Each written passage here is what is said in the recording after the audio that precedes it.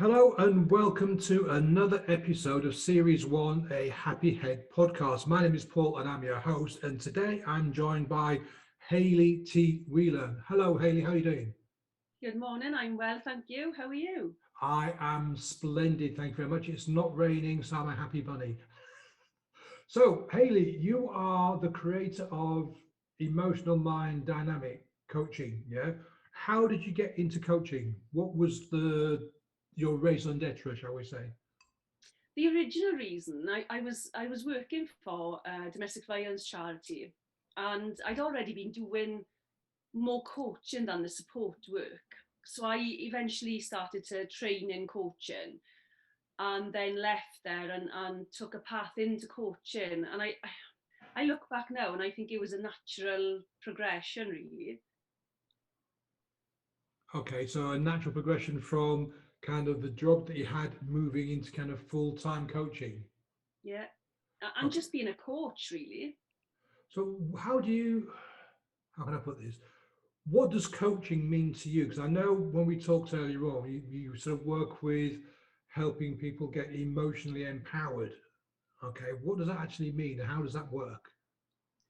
For me, it's not just about the coaching. So I combine coaching with teaching, mentoring, counselling, and mindfulness, as well as my own lived experience. But it's all about the emotional self knowledge. It's about understanding how we work and how the dynamic between our emotions and our mind affect and impact the way that we act and the way that we relate to others and the way that we make decisions as well. And as people start to understand that, they start to mix in what they've learned previously and what one of the most important things is what they haven't learned previously. So as they start to understand and put all their information together, their self-knowledge together, that becomes emotional empowerment. Right, okay, so a kind of a personal growth journey more focused on the emotional side of things, yeah? Yeah. Okay. You mentioned just about your own kind of past experiences. Are you able to kind of like give us a bit of insight into that? Yeah, in 2015, I found myself in my deepest, darkest depression. I'd been probably going into that for 5 years previously, and I had two bouts of postnatal depression prior to that. But in 2015, I just felt like a complete and utter failure. Like I was failing at being a mum, I was failing at business, I was failing at being a wife. And I just couldn't seem to get my head around how to get myself out of it. And I think that was probably the biggest stick I used to beat myself, was that I felt so completely and utterly powerless and helpless. And I'm not a helpless person. And then at the same time, I discovered my son had been living with anxiety his whole life. He'd been born with it and he was 11 at the time. So it was him really that motivated me to do something about it, to find a way out. And I fought and he fought just daily to understand what was going on, understand what was happening emotionally, mentally, practically, behaviourally. And for him, he hasn't had a panic attack or an anxiety attack since the 4th of September 2016. It took me a little bit longer. It took me until 2018 to find heart happiness again. But it was all due to this self-discovery and this understanding of myself and how I worked and how the depression had impacted me, how I got there. How had I gone from this seemingly, or I thought, um, really strong person to this, what I felt at the time was really weak. But actually, it was probably the strength that kept me going. And it was the strength that allowed me to now be the other side of depression. Okay. Excuse me. Had you always had depression prior to 2015, or was it something that kind of crept up to you? I 2010 was kind of a turning point because I started in 2010. I started to learn. So I was doing my PGC. I was learning 4 other online courses, including life coaching, counselling, substance misuse counselling, child psychology, and I was writing a book. I was working full time and I had 4 children. So that became my coping mechanism, was learning, because I felt like it was all slipping away. I felt like I wasn't getting up as quick as I was being knocked down, and I wasn't getting up as quick. And then 2012, I was exhausted from learning. I couldn't learn anymore. And it was then that it became really apparent that it was taking me a lot longer to get back up. And then in 2015, I just couldn't get back up again. That was a lot that you took on though back in 2010. I mean, you mentioned about 3 or 4 courses and been a mum and been at work. How the heck did you manage all of that in one, in one go with one person? I was only sleeping about 2 to 4 hours a night, and I kind of had my life segmented. So I would do the children up until they went to bed, and I work in between those hours. So I would send them to school or to childcare, or and then I'd work. Then I'd put them to bed, and then I would do one of the courses. I had the Tuesday night I was in college, then a Wednesday night would be a different course, and that's how my life was. It was quite regimented, actually. Looking back, I was very disciplined in it, but I had to be disciplined, because if I didn't have that, I probably would have fallen apart a lot sooner. So do you think it was this regimentation was a kind of a coping mechanism for you, that your life was in little blocks, like you said, between, I don't know, 7 and 10 is the kids, and between 10 and 12 is this course, and on a Wednesday between this time and this time. Is that how you managed kind of like got through things? Yeah, my days were planned so that I would get up in the morning, and I was quite robotic, really. I'd get up in the morning, I'd get myself sorted, get the children sorted, get them to school, get myself to work, pick them up, go home, do all the evening activities, put them to bed, and then I would work until about 2 o'clock in the morning, between sort of 1 and 2 in the morning. And I'd go to bed, and I'd get up. Then again, I'd be getting up at 4, 5 o'clock. Very, very rare would I sleep till 6. Well, weren't you exhausted? I mean, 2 to 4 hours sleep a night. Most of us need at least 6 hours to sort of function. How the heck did you manage on 2 hours sleep a night?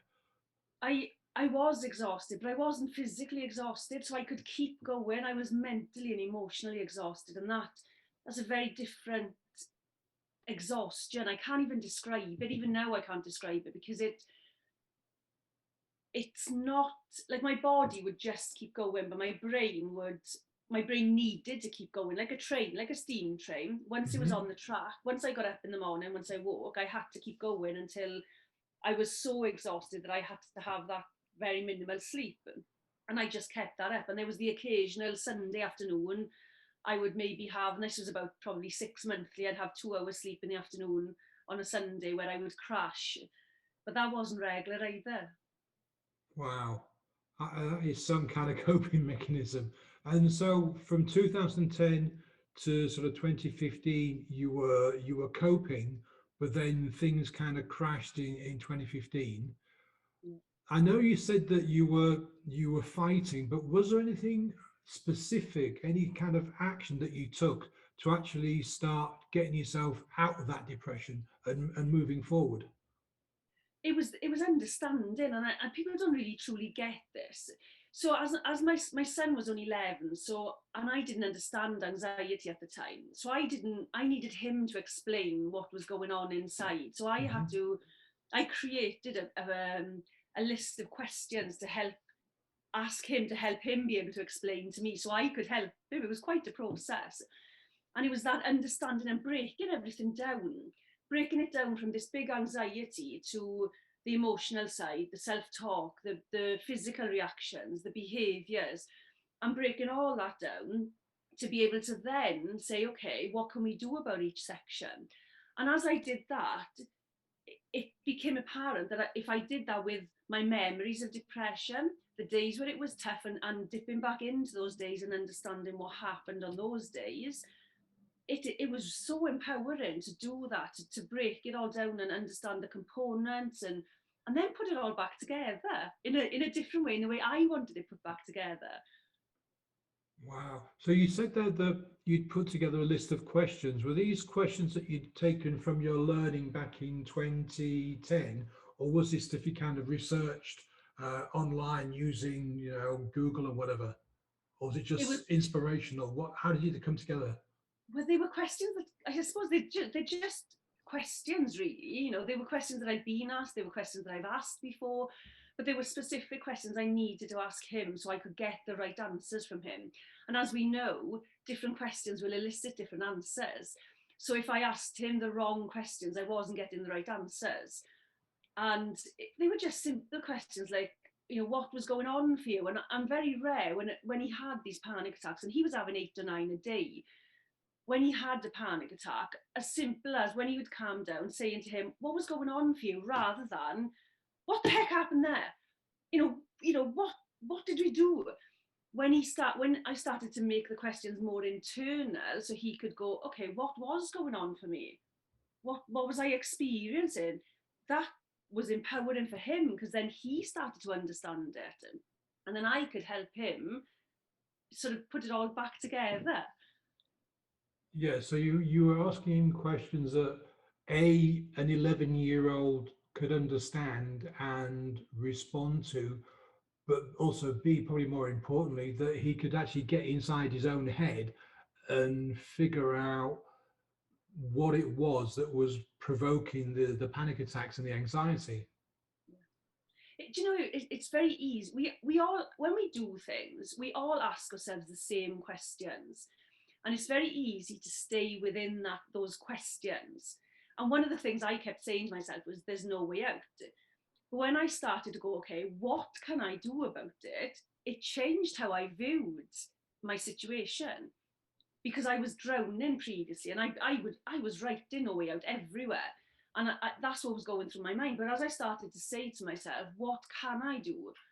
You know, what are my options here? And there's 3 questions I've been left with that I think are really powerful questions. And one of them is, what can I do? What are my options? That's the one question. The second one is sort of, in an ideal world, what would I want to do? But the third question, a more important question, I think, is, what am I actually going to do? So we've explored the options. We know what we want to do in an ideal world. And now we're ready to take action. We're ready to narrow down the ones that we are actually willing to take. That's a massive kind of mindset shift. Did you recognize or did you understand at the time that you were working on kind of your mindset? Because simply going from, oh my God, I'm in such a bad state, to changing that around to saying, okay, what are my options? How do I improve the situation? That's a massive mindset shift, going from like a closed mindset to an open, exploring, looking for options kind of mindset. I didn't realize it at the time, because I was just desperately trying to get out. Desperate is the word. I knew I had to fight hard, and I just knew that I had to do whatever worked.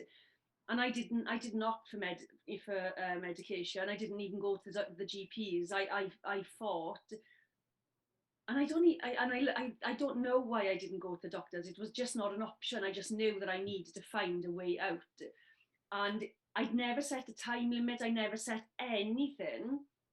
I suppose I scrabbled about a bit and got lucky, if we want to put it that way. But actually, maybe the reason why I didn't go to your GP was that was one of the answers that didn't come up to your question, which is, what are my options?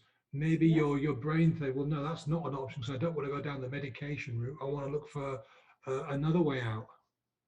Yeah, and I wanted to have power in what I was doing as well. I wanted to learn, and even things that didn't work, they taught me many things. You know, the stuff that maybe on days that I was really struggling, and I didn't feel like I could answer any of those questions, or I didn't feel like I wanted to put any effort in, I didn't, and I stopped self-punishing, because maybe that day wasn't the day. So there was these huge realizations around making mistakes, getting it wrong, and getting it right. And I needed to do it all. I needed to get it wrong. I needed to get it right, and I needed to reflect. And actually, it's reflection that came out of my PGC. That's the one thing I'm totally grateful for with my PGC, is that I learned to reflect, because it's been one of my most valued skills, to be able to look back without being stuck in the emotions of the past, because I can now transform, I can transport myself to a really awful day when I had depression, and I can sort of analyze it, and I can reflect on what was going on and what happened and what did I learn from that and what do I want to take forward from that. And I think that is a really powerful skill that we don't do enough of. I've got a couple of questions. I just wrote them down so I didn't forget. First of all, could you just explain to us what you mean by PGC? Is that a postgraduate certificate? Yes, it's a teaching qualification. Oh, so it's a teacher, and that I'm guessing teaches you how to ask questions that are appropriate for appropriate age levels. Yeah, Yeah, one of the things. yes, but one of the main threads throughout the PGC that I did anyway was about reflecting on my practice. So being able to look back and just reflect without sort of judgment, without criticism on what I'd done well, what I could improve on. And so that skill, being able to take that skill and transform my life with it, has been amazing.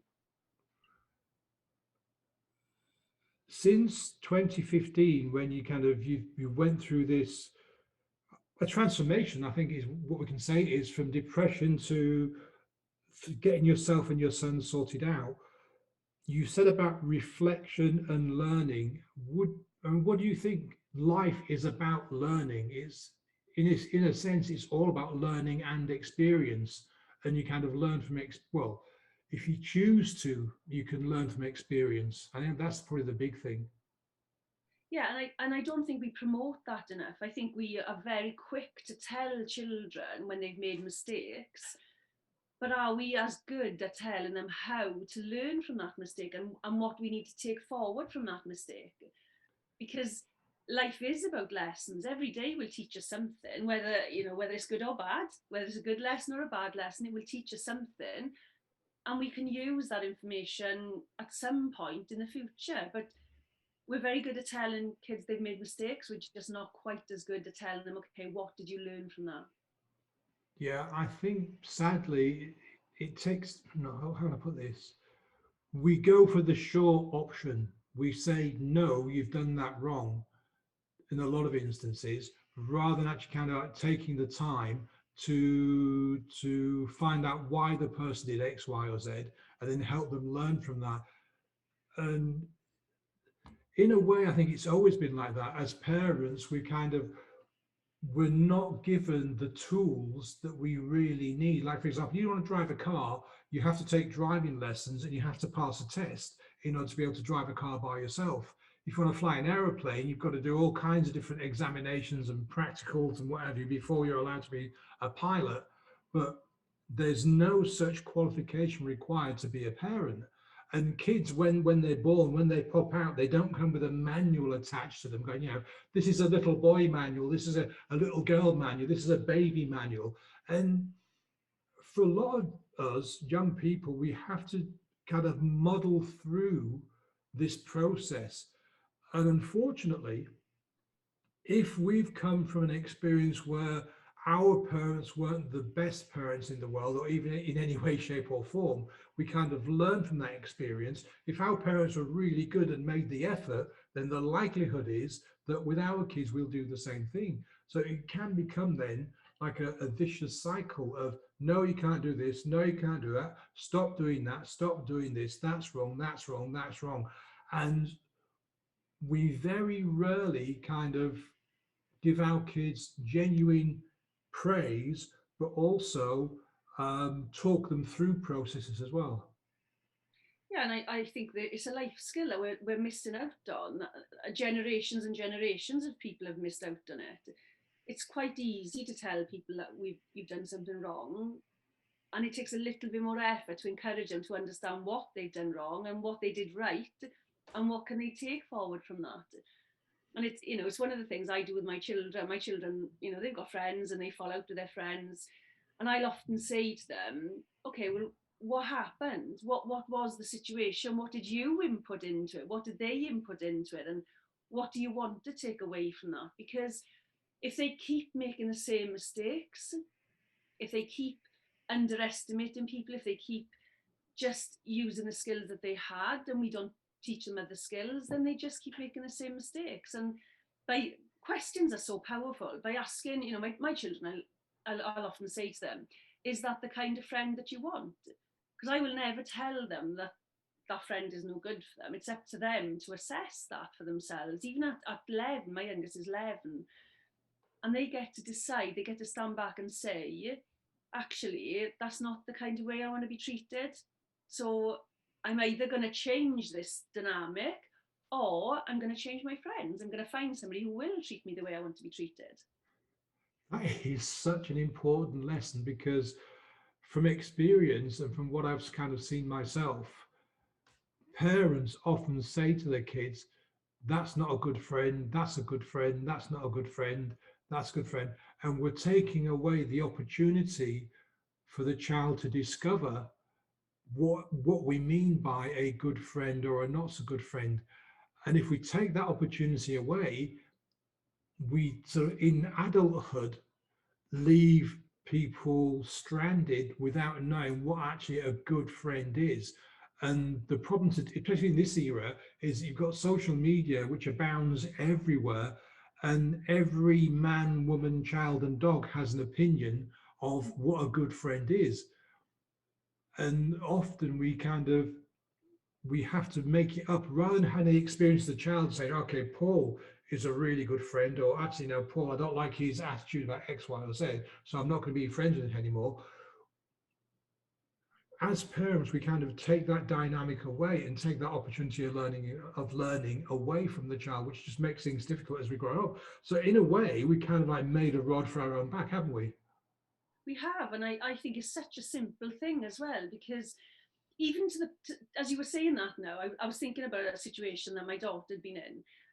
My children risk assess friendships now, because even if somebody has lied to them or they've let them down, they get to decide now whether that person can be in their life, in what capacity, how much time they give them. And these are relationship skills that if we don't allow that, if we start making decisions, and I've had the conversation with my son, I can remember saying, my eldest is 19 now, I remember saying to him one day, you have a friend that I don't like. I'm not going to tell you who he is. It's up to you when you're ready. And if ever, I mean, all your friends are welcome to the house. And he did come to the house.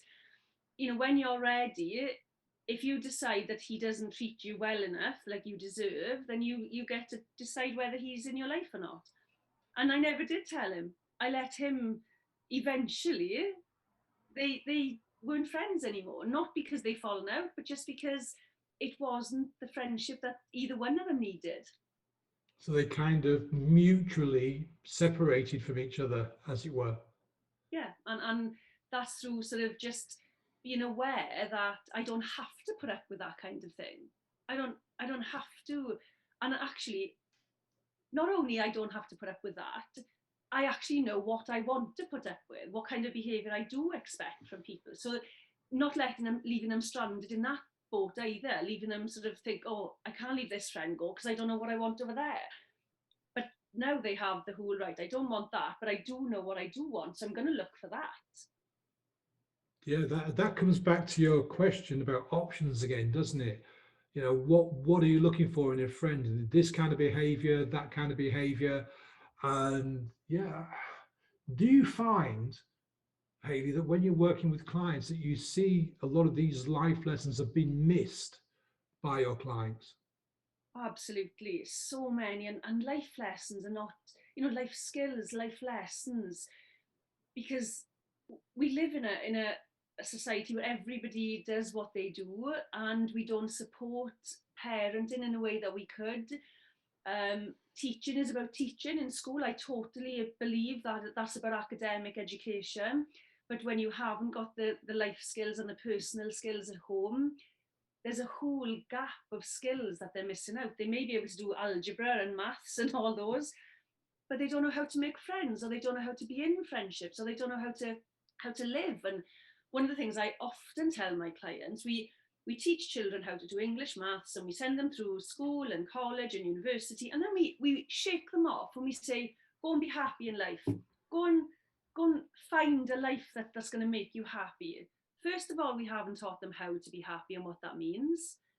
Then we haven't taught them what life means. What does living mean? What is it supposed to look like? What am I allowed to decide what my life looks like? Or am I supposed to follow the crowd? And these are life skills.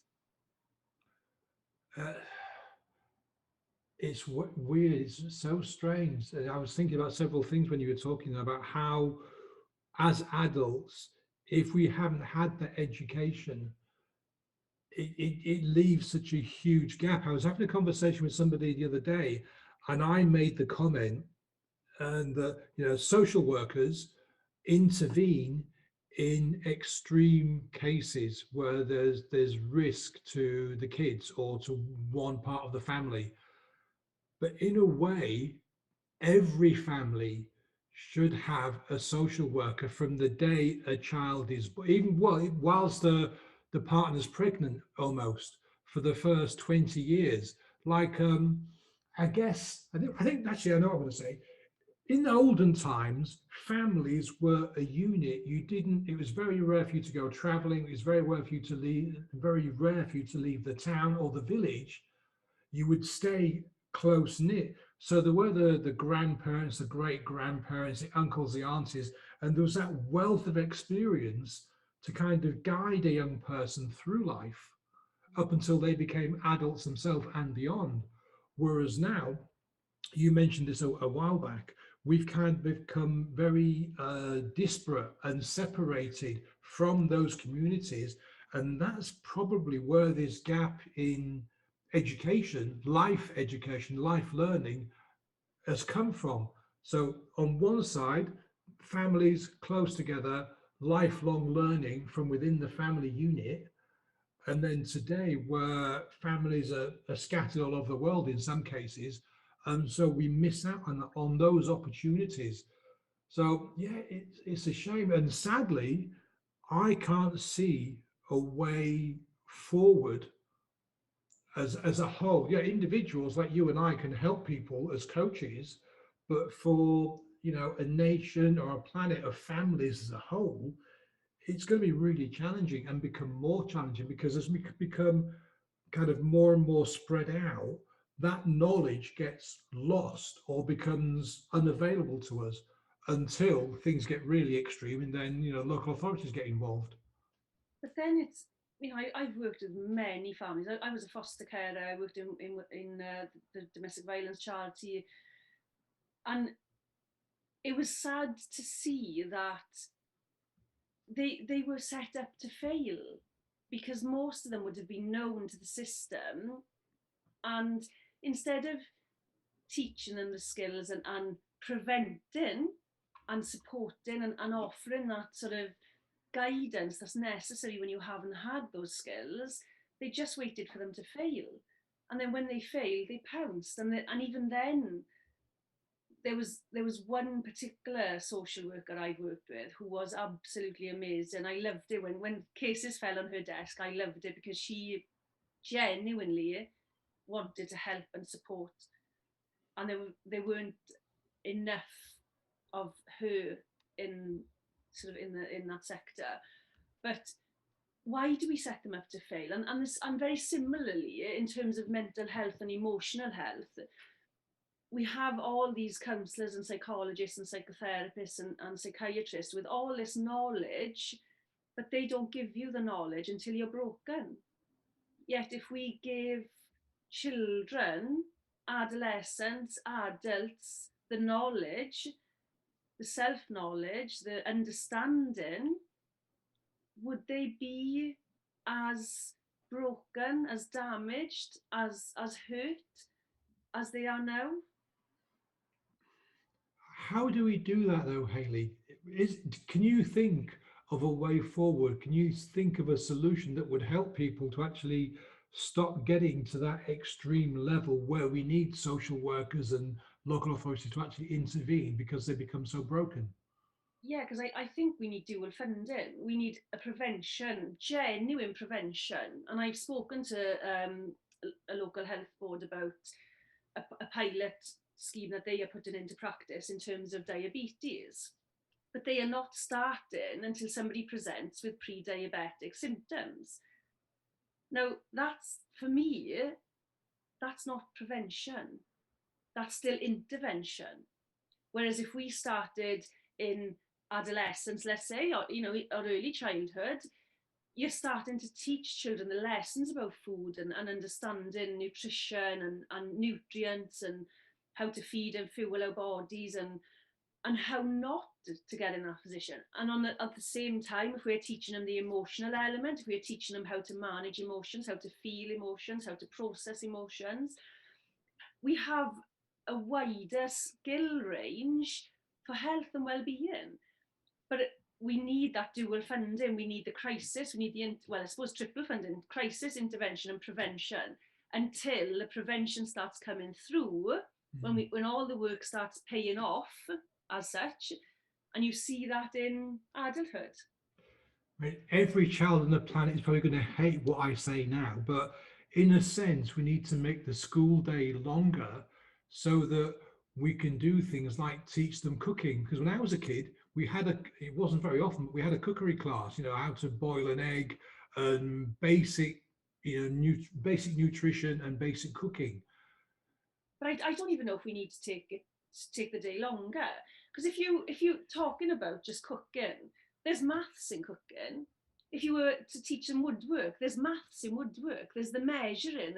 I'm pretty sure you could get a lot out of doing those practical skills and still hit the criteria of the education.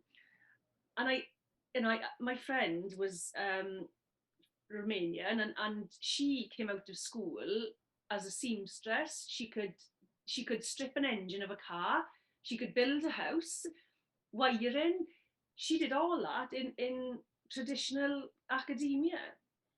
Yeah, I think it's France. I don't know if they still do this, but there was a period where when you got to about 15 or so, you could choose to you had to stay on at school, but you could choose either to go down the academic route or you could go down the practical route, and they would teach you stuff like that. But yeah, I mean, teaching people how to build a house, how to repair your own clothing, how to cook, practical skills that will stay with you for life. It's going to, I mean, revolution is too strong a word, but it needs a fundamental review of kind of the education system to be able to accommodate, like you say, things like woodwork and metalwork and science need math. Yeah.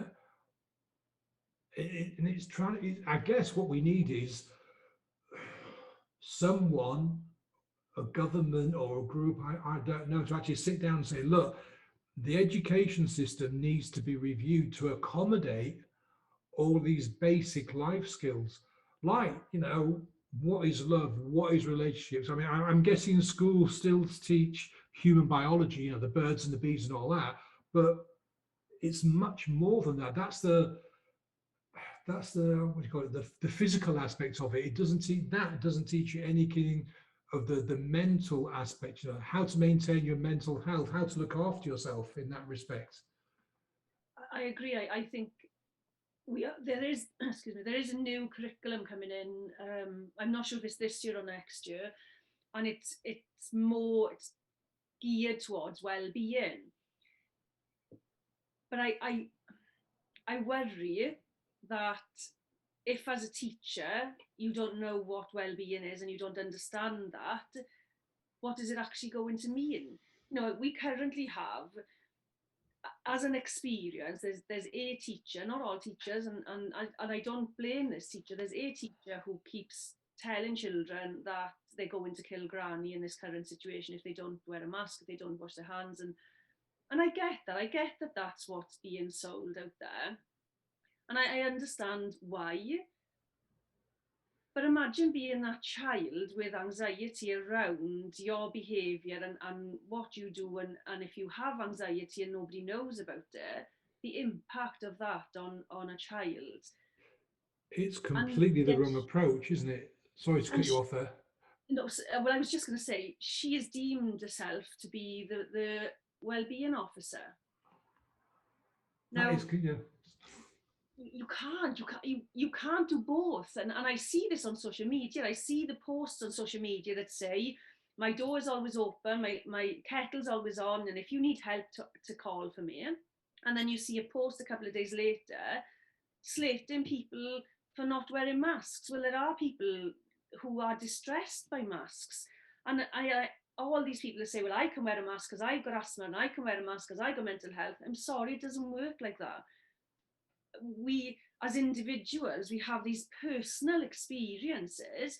You can't say to people, my door is always open, but I'm judging you for not doing what I'm going to do and what everybody else is doing, and expect people to reach out for you. There's such a contradiction there. And when you are struggling with mental health, you are always looking for those contradictions, because if you were going to reach out, you are vulnerable enough. You do not want to go to somebody who is going to slam the door in your face. Yeah, that teacher's going for the completely wrong approach. You shouldn't be talking to kids about death in that kind of respect. It's it's kind of saying, no, we wear the mask to stop it spreading so that people don't get ill. That's the kind of approach. Again, it's like you said earlier on, it's the prevention approach, rather than saying granny will die if you don't wear a mask. Well, how do you know that? It's not necessarily the case, but it gives, you say, kids might have anxiety that you don't know about. Kids may have a granny who is at the end of her life, yeah, not necessarily through just general life stuff. And that poor kid forgets to wear his or her mask one day, then granny suddenly passes away. And now you have a lifelong piece of trauma because the child has gone, ooh, I didn't wear a mask yesterday and granny died, so it's my fault. And even to, if somebody has lost a parent or a grandparent, and assumes that it's their fault, drumming that into them. And I absolutely, I get, if anybody gets it, I get what fear does for people. I understand that she's fueled by whatever's going on for her, whatever the situation is doing for her, she's fueled by that. But when you take away that lack of awareness, that lack of self-awareness, and that lack of understanding that I'm going to say this and the impact it's going to have on my 32 students, or my Facebook groups, or we have to, you can't teach a curriculum which is well-being based when the people who are teaching it aren't going to understand it enough. It's like having a maths teacher that can't do basic arithmetic.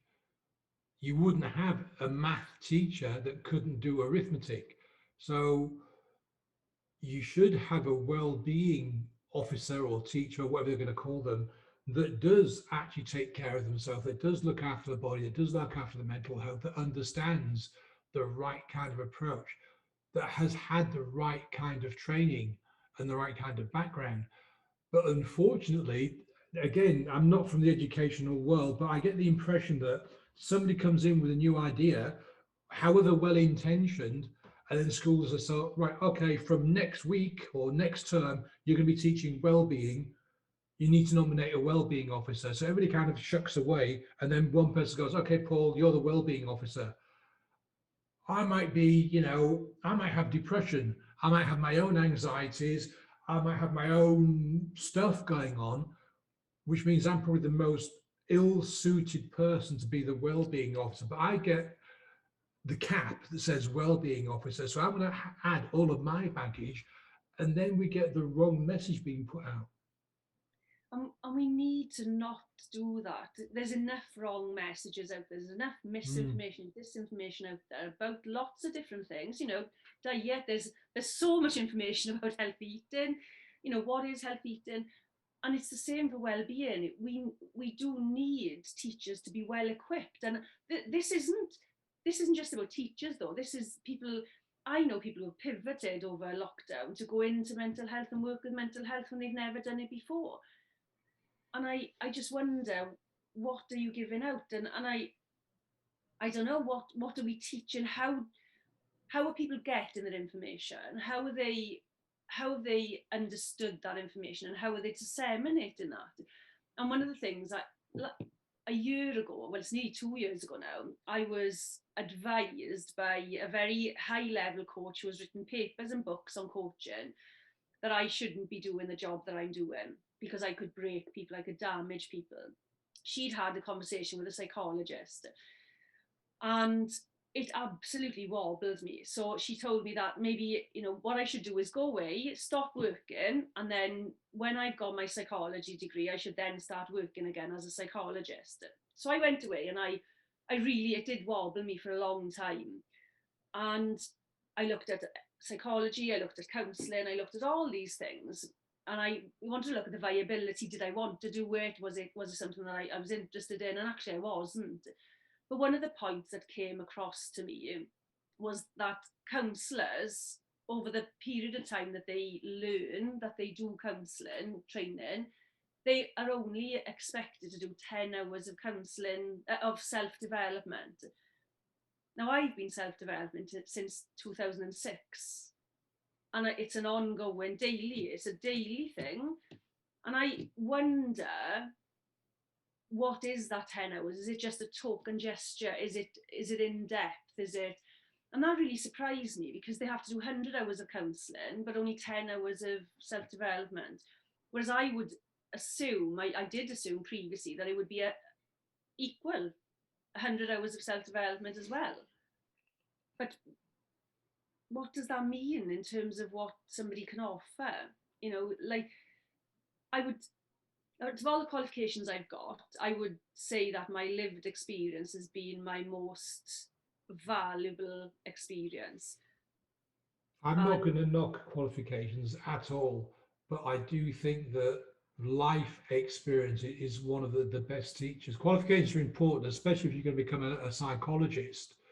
But I would totally disagree with what that coach told you, in that, you don't need to be a psychologist to coach people. Yes, you need to be a psychologist if you're going to take someone with severe mental illness and help them. But I'm guessing that that's not what you and I do.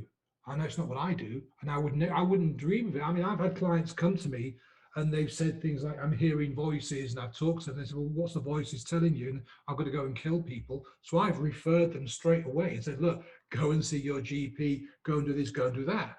Because I know that they need a different kind of skill. They need to talk to a psychologist or a psychiatrist, yeah? Because they're the ones that are trained to deal with these kind of extremes. The work that you and I do isn't about those extremes. It's about that mass of people in the middle that have missed out on all those things that we've been discussing. So it's strange how, well, I guess it's not strange. Again, it's just life, how people have different approaches and different opinions based upon what they've been told by other people. Yeah, and I think it's the words mental health. That's what she was getting at, was that I wasn't good enough, I wasn't qualified enough to be working with people with mental health mental health challenges. But she didn't know what I do. She had no idea about my process, my success rate, my abilities. She just made the assumption, and she made the judgment that I wasn't good enough because I didn't have a psychology degree, because that's what it should be in her head. And that's fine. I would have been open to that kind of debate, but it wasn't a debate, it was a judgment.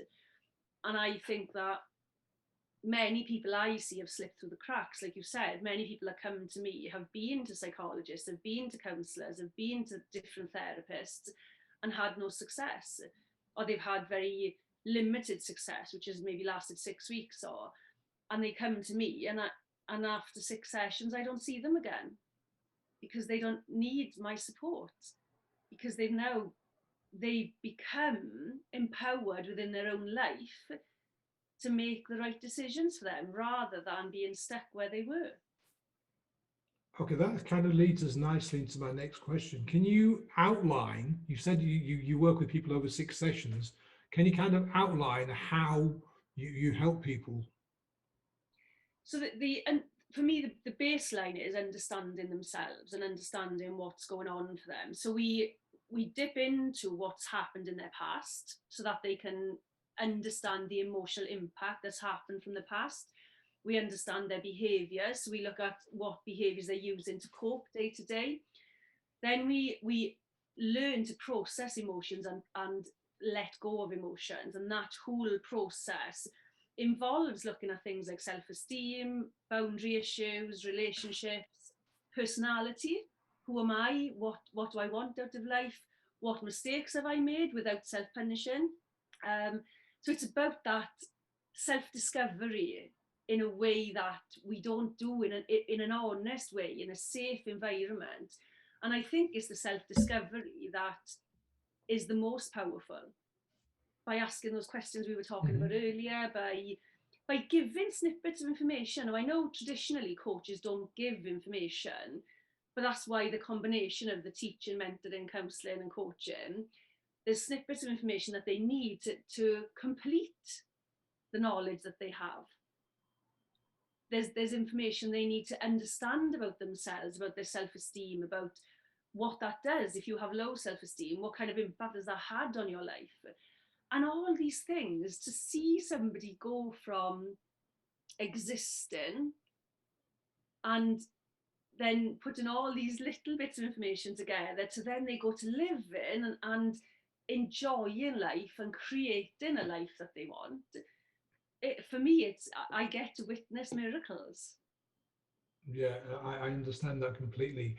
Hayley, do you work one-to-one or do you have like an online course? How do people work with you? I've got the one-to-one is the one I've sort of focused on, but I do have an online version. It's complete. It's the full package. So what you would get with me face to face, it's online. I also work with adults and children. So my youngest client is 6. They only do 3 sessions, and the oldest was 80. Wow, But that's a huge range. it really is, and it's so interesting because the themes are the same. So Yeah. even the 6-year-old and the 80-year-old, the theme behind their issues were the same.